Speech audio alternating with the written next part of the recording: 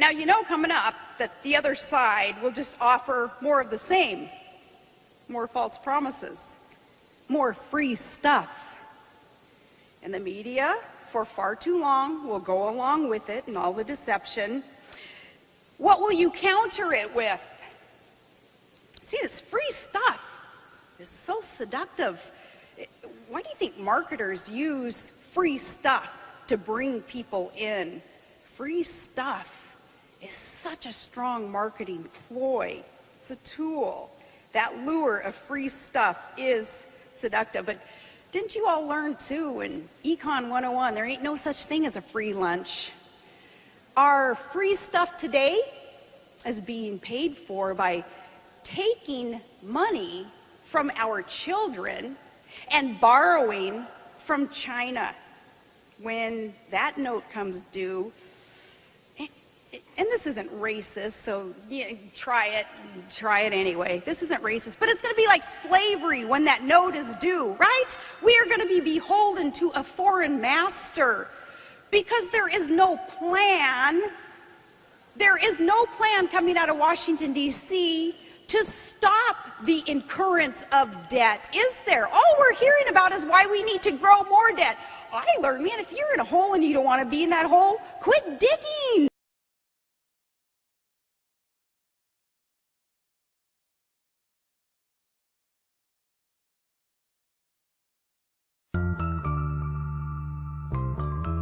Time to clear the air.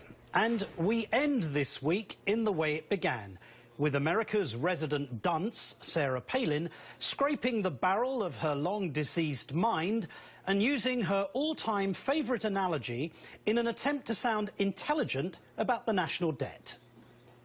Our free stuff today is being paid for by taking money from our children and borrowing from China.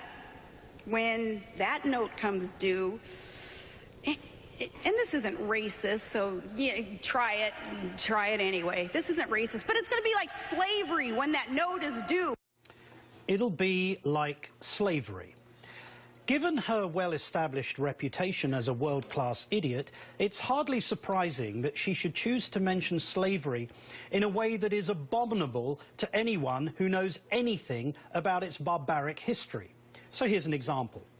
One of the most comprehensive first-person accounts of slavery comes from the personal diary of a man called Thomas Thistlewood, who kept copious notes for 39 years. Thistlewood was the son of a tenant farmer who arrived on the island of Jamaica in April 1750 and assumed the position of overseer at a major plantation. What is most shocking about Thistlewood's diary is not simply the fact that he assumes the right to own and possess other human beings, but is the sheer cruelty and brutality of his regime. In 1756, he records that a slave named Darby catched eating canes, had him well flogged and pickled, then made Hector, another slave, S-H-I-T, in his mouth. This became known as Darby's dose, a punishment invented by Thistlewood that spoke only of the slave owner's savage and inhumanity.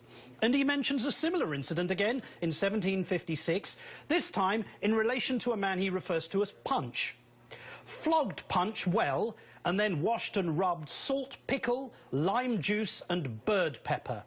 Made Negro Joe piss in his eyes and mouth. I could go on, but you get the point. When Mrs. Palin invokes slavery, she doesn't just prove her rank ignorance. She confirms that if anyone truly qualified for a dose of discipline from Thomas Thistlewood, then she would be the outstanding candidate. Thanks so much for watching. Ed Schultz is next. All right, let me ask you about something that when we told people that you were going to be on the show, a lot of us wanted to ask you about. It isn't pleasant, but you know where I'm headed. Martin Bashir, the MSNBC anchor, has had some ugly things to say about you. A couple of weeks ago, you made, frankly, I think fairly unobjectionable remarks saying that comparing our debt to slavery and saying that eventually we're going to be holden to our foreign masters. Mr. Bashir took great exception to that. He called you a, quote, world-class idiot, his words. And then he talked about a slave owner named Thistlewood who used to punish his slaves by having someone defecate, it's unbelievable, defecate in their mouths. And then he said this. When Mrs. Palin invokes slavery, she doesn't just prove her rank ignorance. She confirms that if anyone truly qualified for a dose of discipline from Thomas Thistlewood, then she would be the outstanding candidate. Governor, your reaction. That's funny because Bashir has invoked the analogy of slavery also. The definition of slavery is to be beholden to a master, and we will be beholden when that note is due, when we have taken from our children and our grandchildren and borrowed from China and other foreign countries in order to pay for our wants today. So we will be beholden to another master at some point here when that note's due. As for the, the networks condoning those type of statements, because there's been no punishment of the fella who said these words, that's hypocrisy. That's a given, though. When a conservative woman says something that they take offense, they usually just kind of poo-poo it, laugh it off. It's no big deal. But as for personally taking shots like that, Chris, everybody in life takes shots. You have a decision to make when you take a shot. Are you going to become bitter or better? In a case like this, I don't have to accept his words, his vile, evil comments, so they don't have to affect me. I move on and I charge forth. However, if Mr. Bashir or anybody else in this media elite bubble that they put themselves in were to attack someone who is defenseless, like a vulnerable child who does not have that podium, that microphone that God has blessed me to be able to express my opinion, if they don't have that type of platform to defend themselves, well, if you want to see a mama grizzly get riled up and slap that person down, then you come after a vulnerable child. In this case, he didn't come after a vulnerable child. I can defend myself, and, I can take it. A few days later, Bashir offered his apology. Here that is. I made some comments which were deeply offensive and directed at Governor Sarah Palin. I wanted to take this opportunity to say sorry to Mrs. Palin. My words were wholly unacceptable. First, do you accept his apology? And secondly, I want to go back to something you brought up. NBC, for instance, put Alec Baldwin off the air for a homophobic slur. They have taken no public action for what Bashir said about you. Well, that's the executive hypocrisy that is so prevalent in that media elite bubble, where it depends on the target of the vile rants. It doesn't depend on what the rant itself actually is. And conservative women are a target of them. Now, as for the apologies, well, obviously, who am I to not accept an apology? Everyone must humble themselves and accept that offer to of apology. But as for the apologies too, next time that they want to say such a thing and then get the attention that they were seeking after they've said it, and then they want to call and apologize to me in private, I'd like them to go through, say, Todd first or one of my children first. Leave the message with them. Hear what they have to say about it, and then they can come to me. Finally, on a happier note, you have... Welcome back to Hannity. NBC News anchor Martin Bashir was forced to eat his words, and he had to apologize for his downright disgusting comments about former Alaska Governor Sarah Palin.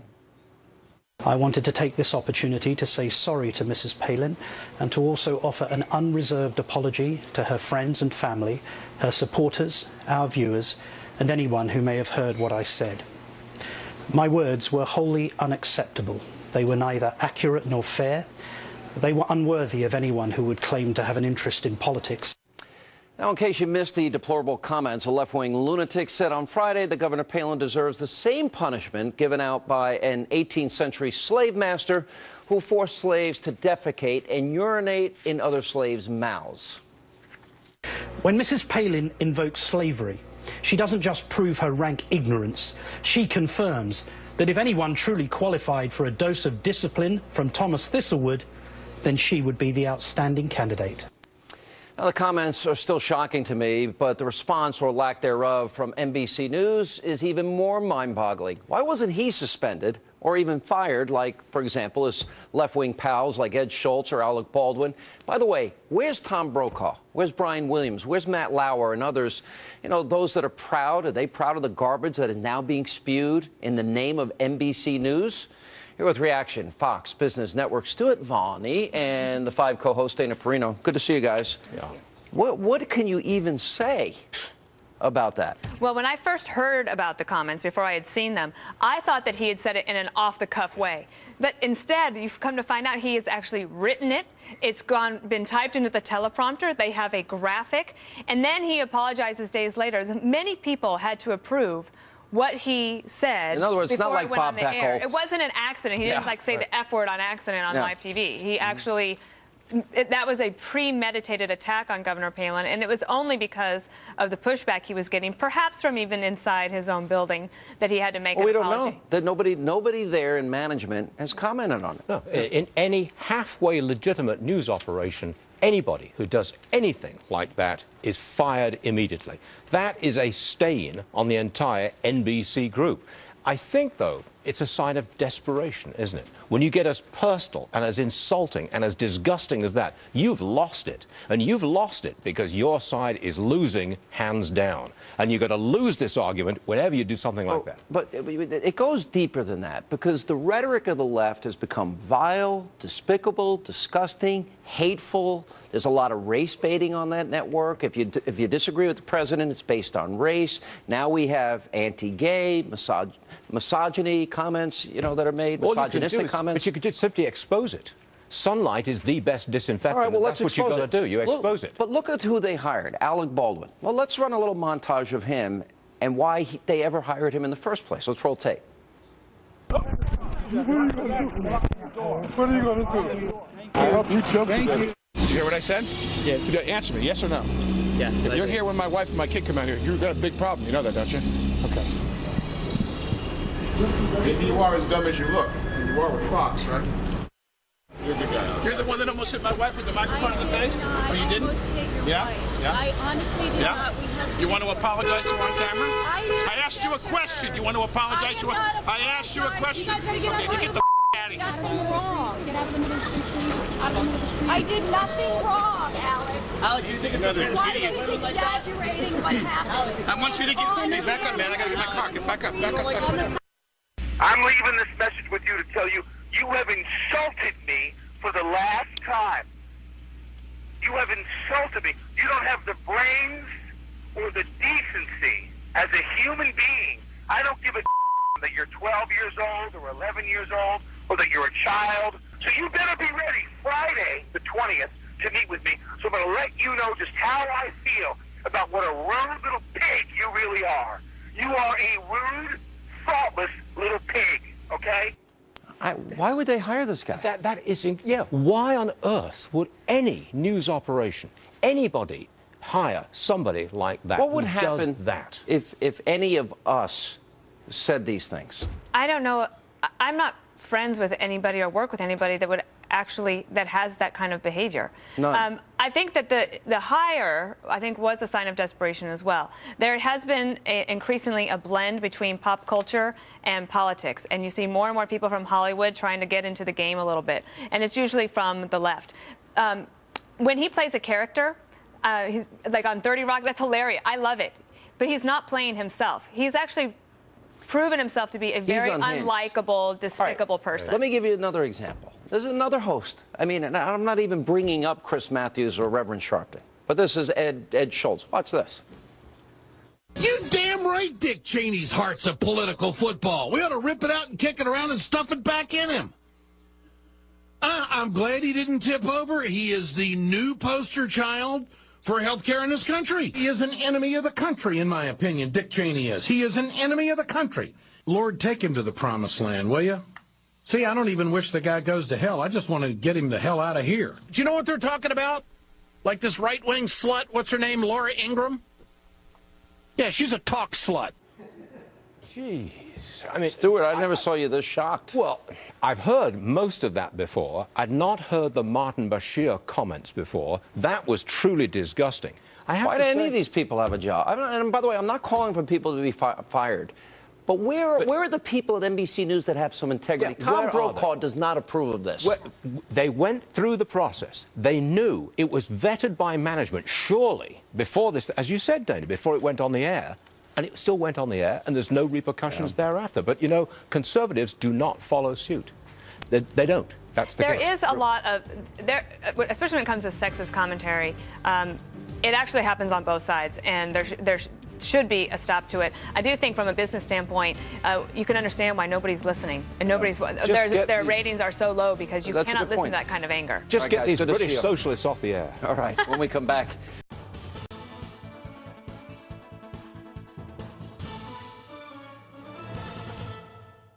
In the meantime, we turn to former governor of the great big state of Alaska, Governor Sarah Palin. Good morning. Thanks for letting me be here. Appreciate you guys. Thanks.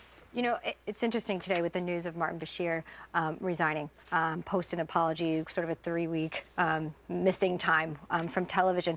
And we want to talk about your book, Good Tidings, in the segment. You say something here that I think is applicable to Martin Bashir. You said, if you live and love this world, you will be hurt. Oh, yeah. Obviously, his comments were hurtful and wrong. Do you think resigning is enough? He did apologize. He resigned instead of being fired. Is that enough? What's your reaction to that news? Well, my role is to accept his apology and be humble enough to, accept it and move on. But I just hope that unprovoked attacks like that don't result in people being hesitant to jump in the arena anyway, to get out there and serve the public or, start a business or really commit themselves to changing within their family, their community, their world, doing whatever that they can, despite the fact that in this world you are going to be hurt and attacks will come your way. I just hope that an attack like that doesn't make people hesitate. Well, one of the things about his attack is it was scripted. It was premeditated. We've all said things on TV when we're ad-libbing. Well, not me, but go ahead. It didn't come out exactly right. But this was, the people at NBC had a chance to review it, and they obviously, or apparently, all agreed. And rather than fire him, they let him resign. After weeks. Well, it was refreshing to see, though, that many in the media did come out and say, look, our standards have got to be higher than this. Those with that platform, with a microphone, a camera in their face, they have to have some more responsibility taken. Governor, think about this. If Governor Palin from 6 years ago was attacked like this, would you have reacted differently? How have you changed, being that this was not new? Well, at this point, I'm used to it. That's kind of a sad state of affairs, too, to have to admit that I am used to it. After 5 years of this kind of stuff, some of that oomph kind of gets knocked out of you a little bit. So 6 years ago, I probably would have been personally hurt by such an attack. Now, no, I look at it as it's kind of par for the course, and just, again, hoping that that doesn't make those who have not yet been under attack like that hesitate to get out there anyway and try to change the world. It's a strong message. Unfortunately, there's a double standard with conservatives, and in particular conservative women, wouldn't you feel? Sure, that's obvious. That's obvious. And as I've said before, I think the target of the attack is usually more significant than what the attack, the articulated words used, actually are, and that's part of that double standard. Right. Did you hear from the National Organization for Women? Haven't heard from one feminist. Did you check your voicemail? Did you check your voicemail? Nothing? I'm sure they're getting to it. Yeah. So, Governor, the whole thing, you're able to shake it off. The fact that he resigned, your main point you want to get out is people should go out and give their opinion, but stop with the personal attacks. How is that ever going to benefit you? Well, that's very true.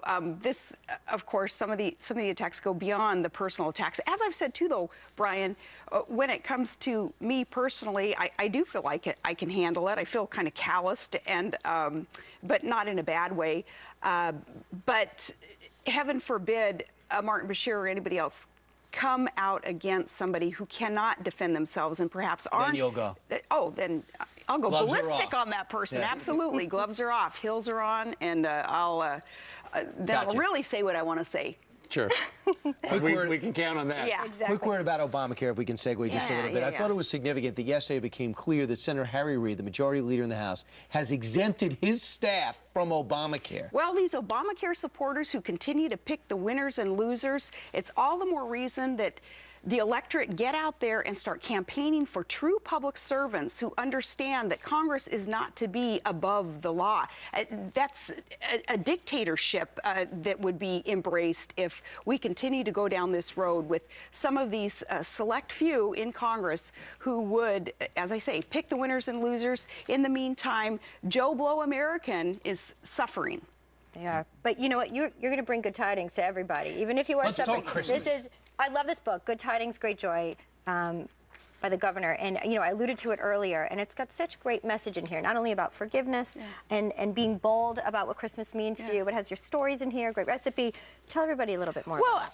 I love this book so much because it's not my message. It is the message, the universal message of Christmas, which is real hope. It's not that dopey, hopey, changey stuff coming out of Washington that's a bunch of BS. This is real hope. Remember, the angel had told Mary when she was under these less than ideal circumstances, the angel said, "Fear not.